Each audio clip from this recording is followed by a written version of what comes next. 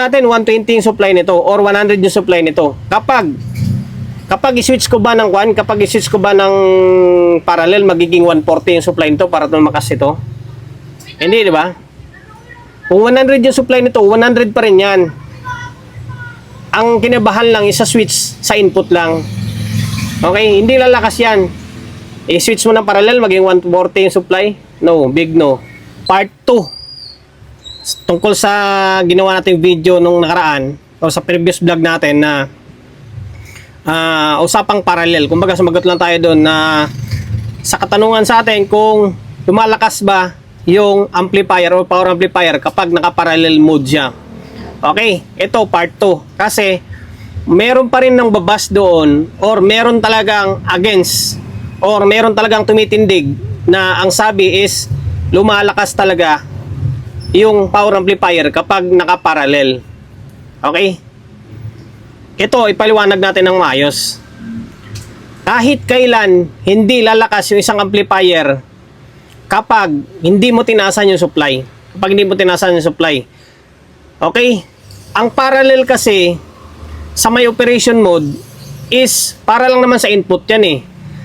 Kumbaga, once na pinarallel mo, isang input na lang yung gagana within 2 channel. Okay? Isang input pero 2 channel lang gagana.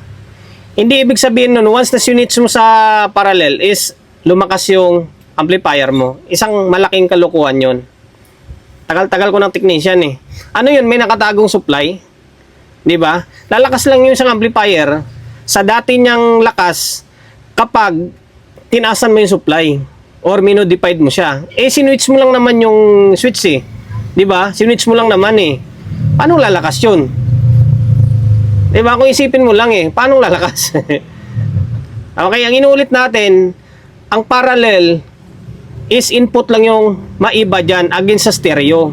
Kaya mo lang naman nasabi minsan na parang malakas yung parallel against sa stereo. Ito, paliwanag natin ulit. Kasi yung stereo, meron kasing syncing na tinatawag or parang nagsisync yung tunog. Let's say, yung channel 1 mo is parang mid-high yung dating niya, yung channel 2 mo is pure sub yung dating ng tunog niya.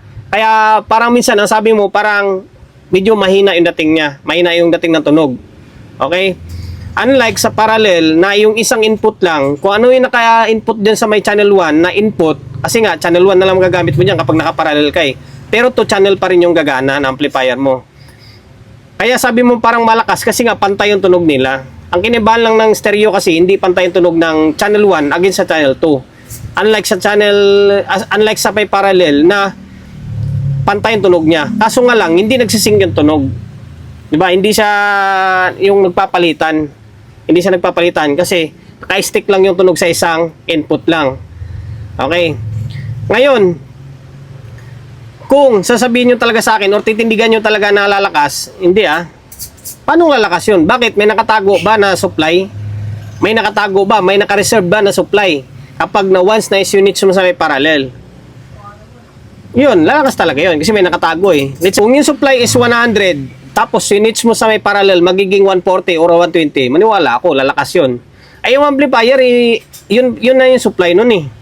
Ano yun? Bubuksan mo, pag switch mo, bubuksan mo, babaguhin mo yung supply. Di ba? Or, may nakaabang dyan na supply, di ba? Parang stepper niya. Hindi Tagal-tagal ko ng technician eh. Di ba? Tapos, mayroon pang nagbasa sa akin, through Facebook naman, na talagang pinupunto niya mas malakas talaga yung parallel against sa may stereo. Tapos, kailangan ko daw patunayan. Hindi naman kailangan i-prove eh. Mindset na lang kumbaga mindset na lang kung talagang maintindi kayo. 'Di ba?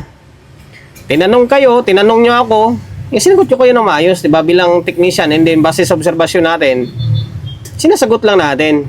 Kaso problema kasi, once a basher, always a basher talaga tawag doon. Kahit anong tulong mo or kahit anong tama mo sa pagbablog mo, mamali at mamaliin or mayroon pa rin tataliwas talaga ng mga basher. Okay lang, di ba? Kahit kailan hindi talaga lalakas yung isang amplifier kapag nag-parallel mode ka. Siguro sa sensitivity, maniwala pa ako doon. Kung i-switch mo sa may 0.5 1 volt and then 1.4, may maramdaman ka na iba yung tunog niya. May maramdaman ka na umiiba yung tunog against dun sa may parallel mode lang. Inuulit natin, yung parallel mode is hindi pampalakas ng amplifier, kundi ito ay para lang sa input. Malilimitahan yung input. Kumbaga, isang input na lang, hindi na siya dalawa. Pero sa tunog, or lalakas yung tunog, no way, big no yan. Hindi lalakas yung isang amplifier kapag nakaparallel ka against do sa stereo. Ang stereo, medyo malamya lang yung dating tunog niya kasi nga nagpapalitan sila. Compare mo dun sa may parallel na naka-stick lang sa isang tunog. Okay? Tandaan nyo yan, lahat tatak sa isip. Na meron kasing nagsasabi na ganito, meron kasing nagsabi boss na mas malakas yung parallel against sa stereo eh. Parapin mo sa akin, ibaliwanag niya. 'Di ba? O ipakita ko sa kanya ito, tulad nito, amplifier oh. Yan, to power amplifier na to, QC ko na to. Sabihin natin 120 yung supply nito or 100 yung supply nito. Kapag i-switch ko ba ng parallel, magiging 140 yung supply nito para tumakas ito. Hindi, di ba?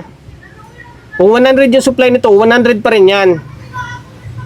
Ang kinabahan lang is sa switch, sa input lang. Okay, hindi lalakas yan. I-switch mo ng parallel, maging 140 yung supply. No, big no. Okay? Yan lang.